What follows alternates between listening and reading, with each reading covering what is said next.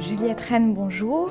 Vous êtes maître de conférence à l'EHESS et vous venez de publier Femmes en métier d'homme aux éditions Bleu Autour.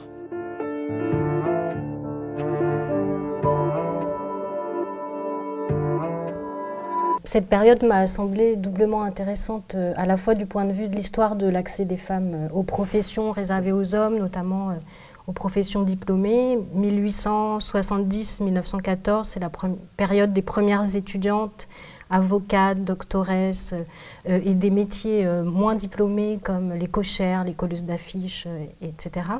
Et c'est en même temps l'âge d'or de la carte postale, en particulier pour les années 1900. Pour donner quelques repères, en 1900, il y a 100 millions de cartes postales qui sont expédiées en France, 800 millions en 1914, et à Paris, à cette période, en 1907 par exemple, il y a 8 services postaux par jour, ce qui signifie que les gens utilisent la carte postale à la manière aujourd'hui avec laquelle on utilise les SMS, c'est-à-dire comme un instrument de communication quotidienne. Donc il faut produire des images qui accompagnent cette communication. Et il se trouve que la femme en métier d'homme, l'émancipée, les pionnières constituent des thèmes à succès de ces cartes postales. Femmes de l'avenir est une série dite de cartes fantaisie qui a été réalisée par un éditeur à succès de l'époque qui s'appelle Bergeret. Et Femmes de l'avenir comporte 20 cartes postales éditées en 1900 qui ont eu un très grand succès et qui représentent 20 femmes dans des métiers qui sont encore inaccessibles pour la plupart aux femmes, donc docteurs, maires, députés, cochers, etc., gardes champêtres, et qui sont incarnées dans cette série par des comédiennes qui représentent des femmes donc, déguisées en hommes, mêlant des éléments de masculinité et de féminité, puisque l'accès à des métiers d'hommes, enfin à des métiers historiquement masculins, c'était aussi l'accès à des accessoires, des vêtements, des types de postures, d'activités, y compris des activités liées à la vie professionnelle, mais aussi aux pauses qui rythment la journée de travail. Prendre un verre d'absinthe, on voit par exemple une avocate avec un verre d'absinthe, une cochère avec une cigarette. Donc autant d'éléments qui sont réservés aux hommes et qui apparaissent extrêmement burlesques lorsqu'ils sont mis en scène au féminin. Et donc c'est cette articulation entre des comédiennes qu'on a choisies avec des caractéristiques très féminines selon les normes de l'époque. Ce sont des jeunes femmes qui sont considérées comme très jolies, avec un chapeau de forme, un costume cravate et des accessoires professionnels. Elles sont peu crédibles. Et elles traduisent, enfin ces mises en scène traduisent l'incrédulité des contemporains de l'époque face à cette nouveauté radicale que consistait la mixité inédite de certaines professions. On a l'impression qu'en effet, ces cartes postales ont été un moyen d'apprivoiser cette nouveauté. La carte postale est un média qui est très réactif à l'actualité, puisqu'elles sont liées à l'actualité la plus ordinaire et elles sont fabriquées de façon très courante, très réactive à l'actualité. On a parfois des cartes postales qui représentent, par exemple, la première fois que des femmes font une course dans l'espace public. C'est les midinettes, des ouvrières, des couturières parisiennes. Une course est organisée dans l'espace parisien. Il y a des milliers de badauds parce que le spectacle de femmes courant dans l'espace public, donc suant, transpirant, faisant un effort est totalement fascinant pour les contemporains. Et des cartes sont produites le jour même, envoyées à des destinataires.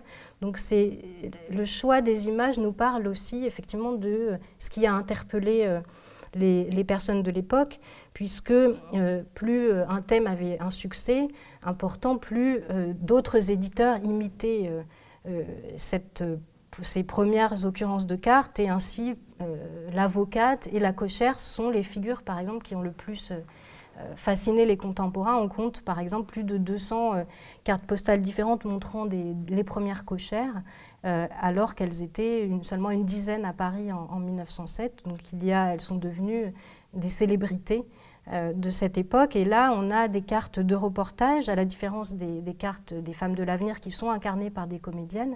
Ce sont des cartes de reportage qui montrent les réelles femmes qui ont accédé au métier de cocher de fiacre, mais qui les font rejouer leur propre vie de travail.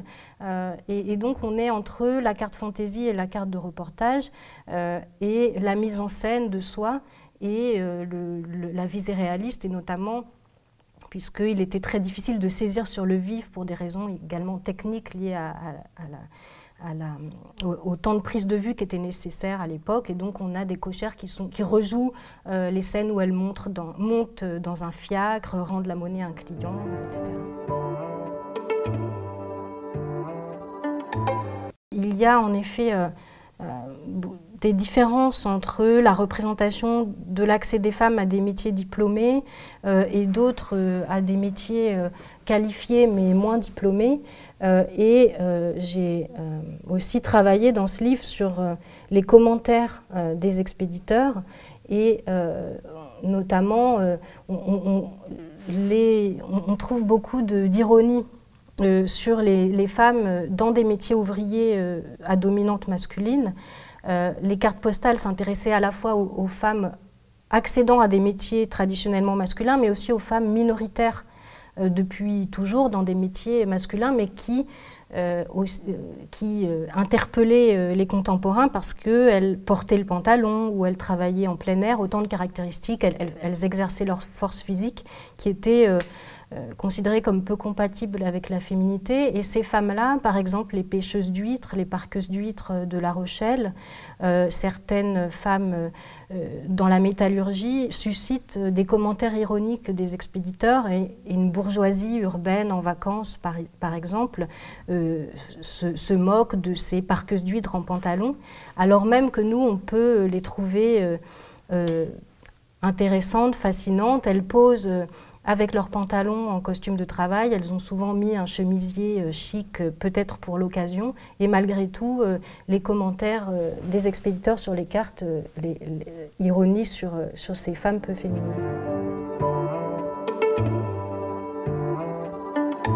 Oui, alors effectivement, l'ironie s'exerce envers toutes les femmes qui accèdent à des professions où elles deviennent des nouvelles concurrentes pour les hommes. Donc elle n'est pas le monopole en direction des classes plus populaires.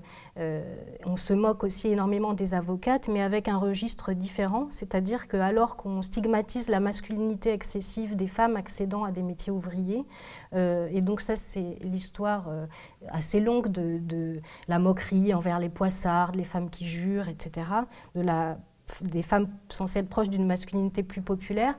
Et en revanche, on singe ou on se moque chez l'avocate d'un excès de féminité inapproprié dans un cadre de travail qui demande de la virilité, notamment un art rhétorique qui est pensé comme inaccessible aux femmes. On se moque beaucoup de la voix fluette des avocates, enfin censée être fluette des avocates. Alors sur une carte postale, on ne représente pas on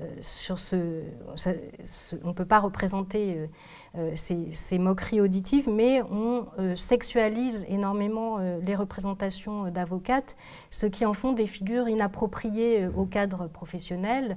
Donc elles apparaissent seins nus, parfois à la barre. C'est le cas aussi des cochères, de certaines cochères et de certaines femmes exerçant des métiers dans l'espace public. On représente des policières aussi aux seins nus. Donc profanant la sacralité de l'espace professionnel en y introduisant la chair, le corps, et l'allaitement aussi est une séquence très courante des cartes postales montrant des avocates.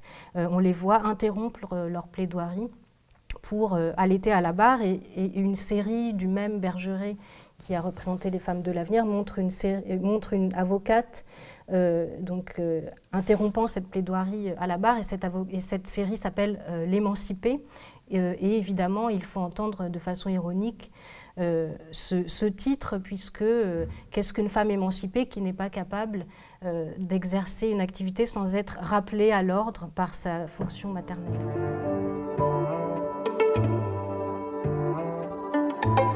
Alors, les cartes érotiques, il y en a de plusieurs ordres.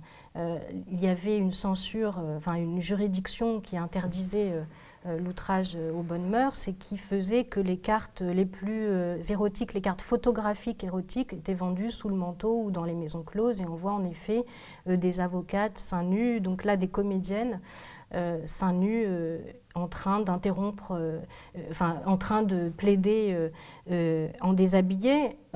Il y a là une recette finalement assez classique de l'excitation érotique, de mêler l'espace professionnel et sa transgression par des allusions ou des éléments sexuels. Et il y a d'autres usages de l'érotisme qui sont des usages comme, que je citais tout à l'heure, qui sont plutôt à visée de discrédit. Je citais l'iconographie sur les cochères et les avocates. La cochère, là, est aussi sujette à de nombreuses moqueries satirico-érotiques qui la comparent à une prostituée. Et là aussi, c'est lié à son statut professionnel, puisque les cochères c'est des métiers de service, mais qui s'adressaient beaucoup à l'époque, donc dans les années 1900 et à la veille de la guerre, à une clientèle plutôt huppée. On voit les cochères circuler dans les quartiers les plus chics de la capitale, puisque les classes populaires devaient plutôt circuler en omnibus, et c'était un luxe de pouvoir se faire emmener en fiacre à sa destination. Et donc elles sont face à des hommes plutôt de classe bourgeoise, plus âgés qu'elles, et représentés dans un rapport d'asymétrie, c'est-à-dire que les hommes payent pour un trajet en fiacre, et beaucoup de jeux de mots sont développés à l'époque entre taximètre et taxe à passe. Le taximètre était l'équivalent du compteur qui comptabilise le prix du trajet, et donc l'idée était que le trajet en fiacre était comparable à celui d'une passe avec une prostituée. Et là, ce qui m'a interpellée, c'est que le fait que la femme ait un statut professionnel ne renverse pas les rapports de pouvoir entre le client et la cochère. C'est une autre configuration. Alors je me suis demandé si le fait que des femmes accèdent là, pour le coup, à un métier diplômé qui leur donne un pouvoir sur leur passion, en tout cas le pouvoir particulier des médecins, c'est de pouvoir faire se déshabiller leurs patients, quel que soit leur statut, leur âge, leur sexe. Et il y a énormément de cartes érotiques de l'époque qui montrent des médecins hommes profitant de leur position de pouvoir pour faire se déshabiller et tripoter des jeunes patientes qui l'acceptent dans ses représentations avec complaisance. Il n'y a pas d'inversion, évidemment, de cette mise en scène. C'est impensable à l'époque, et encore peu aujourd'hui, à mon sens, de représenter des femmes d'âge mûr utilisant leur position de pouvoir pour obtenir des faveurs de jeunes patients.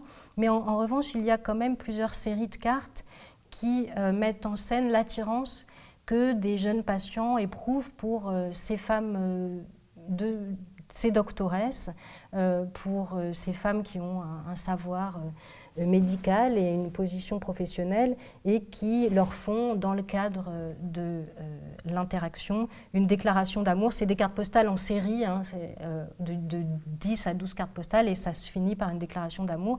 Et il m'a semblé là saisir quelque chose de nouveau, qui est la possibilité de trouver séduisant une femme dans une position professionnelle, une mise en scène qui est assez différente de celle qui discrédite les avocates qui dominent la production de l'époque.